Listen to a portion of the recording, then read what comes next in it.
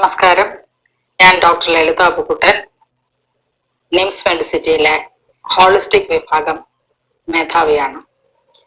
ഇത് ഇങ്ങനെ ഇടയ്ക്ക് ഞാൻ പറയുന്നതെന്ന് വെച്ചാൽ പുതിയ പ്രേക്ഷകരുണ്ടായിരിക്കും.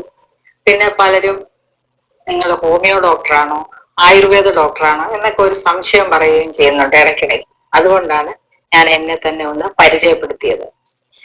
ഞാൻ ബേസിക്കലി അലോപ്പതി ഡോക്ടറാണ്. പക്ഷേ 10-25-30 വർഷമായിട്ട് എൻ്റെ മനസ്സിൽ ഉദിച്ച ഒരാശയം ഭക്ഷണം തന്നെയാണ് മരുന്ന് എന്നുള്ള ഒരാശയത്തെ മുൻനിർത്തിക്കൊണ്ട് ചികിത്സ ബേസ് ചെയ്തുകൊണ്ടുള്ള ഒരു ചികിത്സ വളരെ വിജയകരമായി നിംസ് മെഡിസിറ്റിയിൽ ഇപ്പോൾ നടത്തി വരുന്ന ഒരു ഡിപ്പാർട്ട്മെന്റ് മേധാവിയാണ്. അപ്പൊ അതിലെല്ലാ ചികിത്സകളും അതിനകത്ത് ഉണ്ട്. എല്ലാ അസുഖങ്ങൾക്കുള്ള ചികിത്സകളും ആ ഒരു ഡിപ്പാർട്ട്മെന്റിലുണ്ട്. എല്ലാം എന്ന് പറഞ്ഞു കഴിഞ്ഞാല് ആനുകാലിക ജീവിതത്തിൽ നമുക്ക് പലതരം പ്രശ്നങ്ങൾ, പലതരം അസുഖങ്ങളാണുള്ളത്. പ്രധാനമായും ജീവിതശൈലി രോഗങ്ങൾ, അതുകൂടാതെ ഓട്ടോ ഇമ്മ്യൂൺ ഡിസോർഡേഴ്സ്, പിന്നെ അതുമായി ബന്ധപ്പെട്ട മറ്റ് അനുബന്ധ പ്രശ്നങ്ങൾ. അപ്പൊ ഇവയൊക്കെ തന്നെ ഒരു പരിധിവരെ നമ്മളുടെ ഈ ഡിപ്പാർട്ട്മെന്റിലൂടെ നന്നായിട്ട് കുറയ്ക്കാൻ പറ്റുന്നുണ്ട് എന്നുള്ള സന്തോഷകരമായ ഒരു കാര്യം ഞാൻ അറിയിച്ചു കൊള്ളട്ടെ. അപ്പോ ഇന്നത്തെ വിഷയം നമ്മൾ ഏറ്റവും അധികം ആനുകാലിക പ്രസക്തിയുള്ള ഒരു വിഷയം തന്നെയാണ്. അതായത് തൈറോയ്ഡ് പ്രശ്നം. ഞാൻ പലപ്പോഴും തൈറോയ്ഡ് രോഗങ്ങളെ കുറിച്ച് നന്നായിട്ട് നിങ്ങൾ പല വീഡിയോസും കണ്ടിട്ടുണ്ടാവും. Thyroid nodules, hypo thyroidism, hyper thyroidism, Hashimoto's thyroiditis, ഇവയൊക്കെ തന്നെയും വളരെ കൂടുതലായിട്ട് നമ്മൾ പല വീഡിയോസിലും ഡിസ്കസ് ചെയ്തിട്ടുണ്ട്. പക്ഷെ ഇന്നത്തെ ഇതിൽ ഏറ്റവും പ്രധാനപ്പെട്ട ഒരു കാര്യമാണ് നിങ്ങളുടെ ശ്രദ്ധയിൽ ഞാൻ കൊണ്ടുവരുന്നത്. അതായത് ഏകദേശം 1950 അടുത്താണ് നമ്മളുടെ ഈ കറിയുപ്പ് അത് റീഫൈൻ സോൾട്ട് ആയിട്ട് മാറിയത്. എല്ലാ വീടുകളിലും അതായത് സംസ്കരിച്ച ഉപ്പ് നമ്മൾ ഉപയോഗിക്കാൻ തുടങ്ങിയത് ഈ ഒരു 1950 കാലഘട്ടം കഴിഞ്ഞിട്ടാണ്. അതായത് എൻ്റെ കൊച്ചിലെ ഉള്ള സമയങ്ങളിലൊക്കെ ആണെങ്കിൽ നമ്മൾ കറിയുപ്പ് എന്ന് പറയുന്നത് പരലുപ്പ്, ഈ കടലിൽ നിന്നെടുക്കുന്ന ഉപ്പായിരുന്നു. അപ്പോ അത് ഉപയോഗിച്ചുകൊണ്ടിരുന്ന സമയത്ത് ഈ തൈറോയ്ഡ് രോഗങ്ങൾ അത്ര കൂടുതലില്ലായിരുന്നു എന്ന് എനിക്ക് നിസ്സംശയം പറയാൻ പറ്റും. കാരണം ഞാൻ പഠിച്ചത് 1976 76 മുതൽ 82 ബാച്ചാണ് ഞാൻ തിരുവനന്തപുരം മെഡിക്കൽ കോളേജിൽ. ആ സമയത്ത് ഞാൻ പല പ്രോഗ്രാംസിലും പറഞ്ഞിട്ടുണ്ട്, ഞാൻ ഓരോ വാർഡുകൾ തോറും കയറി ഇറങ്ങി നടക്കുമായിരുന്നു ഒരു തൈറോയ്ഡ് പേഷ്യന്റിനെ കിട്ടാൻ വേണ്ടി. എന്ന് വെച്ചാൽ അതിന്റെ ആ ഒരു പ്രോബബിലിറ്റി വളരെ കുറവായിരുന്നു. അന്ന് നമ്മൾ ഈ പരലുപ്പിന്റെ ഉപയോഗം ഒന്ന് മാറി വരുന്ന ഒരു സമയമാണ്. പക്ഷെ അത് കഴിഞ്ഞ് ഈ പരലുപ്പ് മാറ്റി പൊടിയുപ്പായി അതിനകത്തേക്ക് അയഡിൻ ചേർത്ത് വന്നപ്പോഴത്തേക്ക് നമ്മൾക്ക് വളരെയധികം തൈറോയ്ഡ് പ്രശ്നങ്ങൾ അധികരിച്ച് വരുന്നതായിട്ടാണ് പഠനങ്ങൾ തെളിയിക്കുന്നത്. അതിന്റെ പിന്നിലുള്ള കാര്യത്തിലേക്ക് ഞാൻ അത് പഠിച്ചുകൊണ്ടേയിരിക്കുകയാണ്. ഇപ്പോഴും ഞാൻ ഇത് എന്തുകൊണ്ടാണെന്നുള്ള ആ ഒരു ആകാംക്ഷ ആണ് ഞാൻ ഇന്നത്തെ ഈ നമ്മുടെ വീഡിയോയിലൂടെ നിങ്ങളുമായി പങ്കുവെക്കുന്നത്. അതായത് നമ്മളുടെ ശരീരത്തിന് തൈറോക്സിൻ എന്ന് പറയുന്ന ഹോർമോൺ ഏറ്റവും പ്രധാനപ്പെട്ട ഒരു മെറ്റബോളിക് ഹോർമോണാണ്. നമ്മുടെ ശരീരത്തിന് ഏറെ അത്യാവശ്യമായ ഈ ഹോർമോണിന്റെ ഉൽപാദനത്തിന് ഏറ്റവും പ്രധാനമാണ് അയഡിൻ.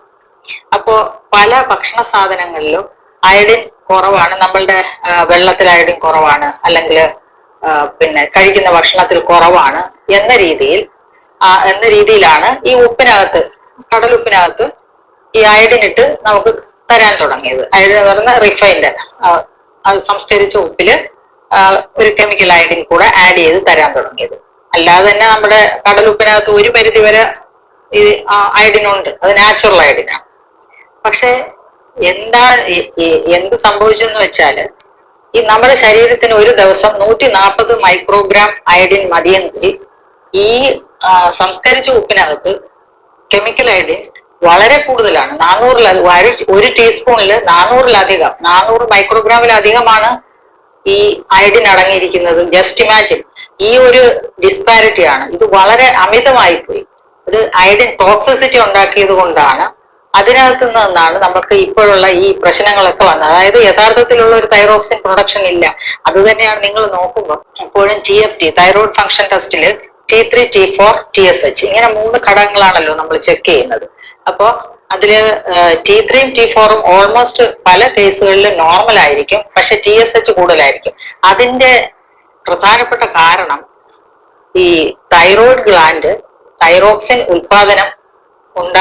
ഉൽപ്പാദിപ്പിക്കാൻ വേണ്ടി വളരെ കഷ്ടപ്പെടുന്നു എന്നുള്ളതിനെ സ്റ്റിമുലേറ്റ് ചെയ്യാൻ, അതിനെ സ്റ്റിമുലേറ്റ് ചെയ്താണ് T3-T4 ഉണ്ടാകുന്നത്. അപ്പൊ TSHന്റെ ഇൻഡിക്കേഷൻ, TSH കൂടുക എന്ന് വെച്ചാൽ വളരെയധികം കഷ്ടപ്പെട്ടാണ് ഈ T3-T4 ഉൽപ്പാദിപ്പിക്കുന്നു എന്നുള്ളതാണ്. തൈറോഗ്ലോബിൻ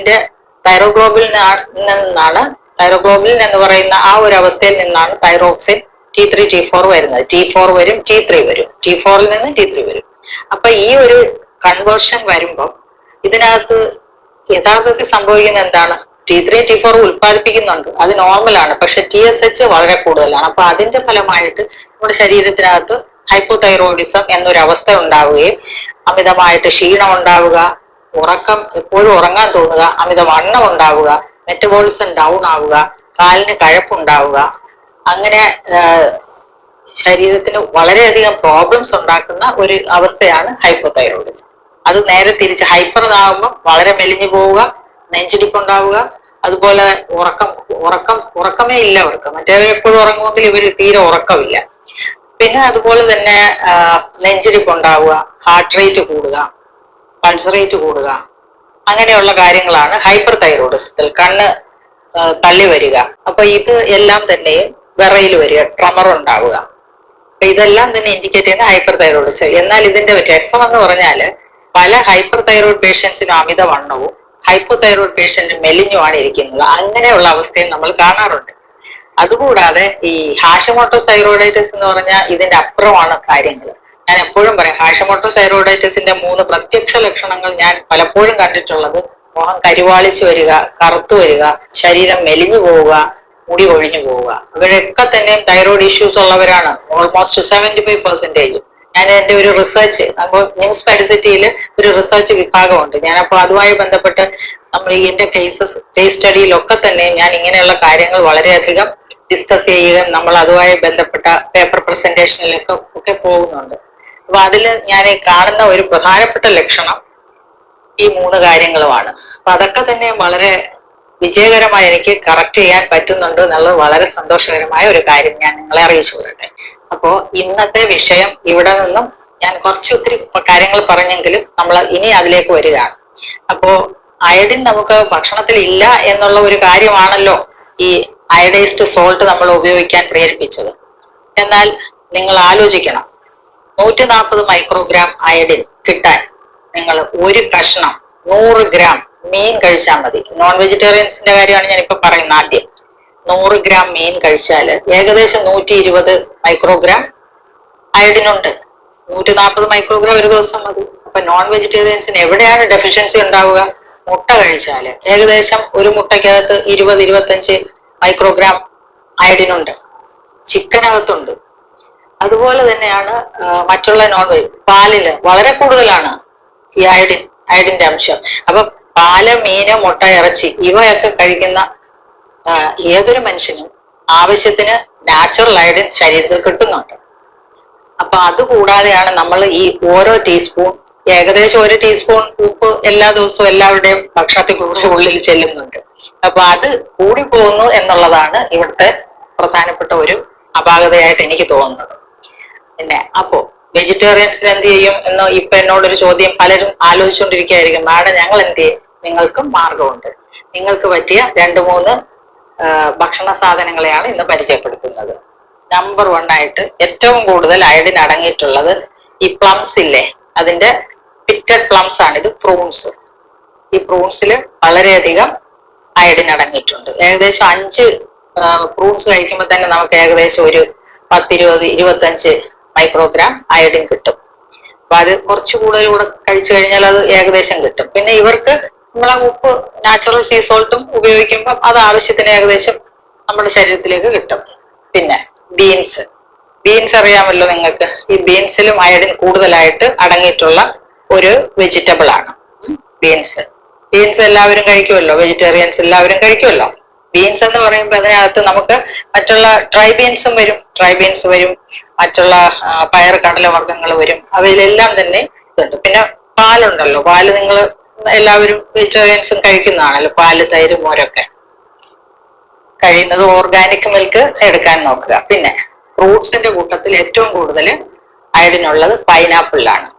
പൈനാപ്പിള്, പിന്നെ ഇത് ഡ്രൈ പ്ലംസ് ട്രൈ ചെയ്തതാണ്, പിറ്റഡ് ട്രൈ, ഉണക്കി വെക്കുന്നതാണ്.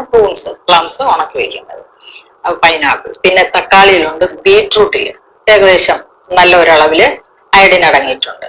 അപ്പൊ ഇങ്ങനെയുള്ള എല്ലാ നമ്മളുടെ ഭക്ഷ്യവസ്തുക്കളും, ഇതിപ്പോ ശരിക്കും പറഞ്ഞാല് ഞാൻ വെജിറ്റേറിയൻസിന് വേണ്ടിയിട്ടാണ് അയഡിൻ കണ്ടന്റ് കൂടുതലുള്ള 3 ഭക്ഷണ സാധനങ്ങൾ പ്രധാനമായിട്ടുള്ളതിനെ നിങ്ങളെ പരിചയപ്പെടുത്തും. പിന്നെ നമ്മൾ എല്ലാ ദിവസവും കുറച്ച് പലതരത്തിലുള്ള നട്ട്സ്, അതുപോലെ പലതരത്തിലുള്ള ഡ്രൈ ഫ്രൂട്ട്സ്, ഇത് കൂടാതെ പിന്നെ ഡ്രൈ സീഡ്സ് ഉണ്ടല്ലോ, pumpkin seed, melon seed, flax seed, അതുപോലെ വാൾനട്ട്, ബദാം, കാഷ്യൂനട്ട്, ഇവയിലൊക്കെ തന്നെ വളരെ ചെറിയ അളവിൽ അയഡിൻ അടങ്ങിയിട്ടുണ്ട്. അപ്പോ നമ്മളുടെ ശരീരത്തിലേക്ക് ആവശ്യമായ അയഡിൻ നമുക്ക് നാച്ചുറലായിട്ട് പ്രകൃതിയിൽ നിന്ന് തന്നെ കിട്ടിക്കഴിഞ്ഞാൽ നമുക്ക് ഈ പറയുന്ന പ്രശ്നങ്ങൾ, അതായത് ഹൈപ്പോതൈറോയിഡ്സും ആവട്ടെ, ഹൈപ്പർ തൈറോയിഡ്സ്, ഹാഷിമോട്ടോസ് ആവട്ടെ, തൈറോയിഡ് നോഡ്യൂൾ ആവട്ടെ, ഇതൊന്നും വരാതിരിക്കാൻ അത് തീർച്ചയായും സഹായിക്കും എന്നുള്ള കാര്യത്തിൽ യാതൊരു സംശയവുമില്ല. അപ്പൊ നിങ്ങൾ അത് മനസ്സിലാക്കിക്കൊണ്ട് മുന്നോട്ട് പോവുക. ഈ കാര്യങ്ങളൊക്കെ നിങ്ങളുടെ അറിവിലേക്കായി ഞാൻ പങ്കുവെക്കുന്നത്. നിങ്ങൾ ഇപ്പം ഈ ഉപ്പിന്റെ അമിതമായ ഉപയോഗം, പ്രത്യേകിച്ചും റിഫൈൻ സോൾട്ടിന്റെ അമിതമായ ഉപയോഗം കുറയ്ക്കണം.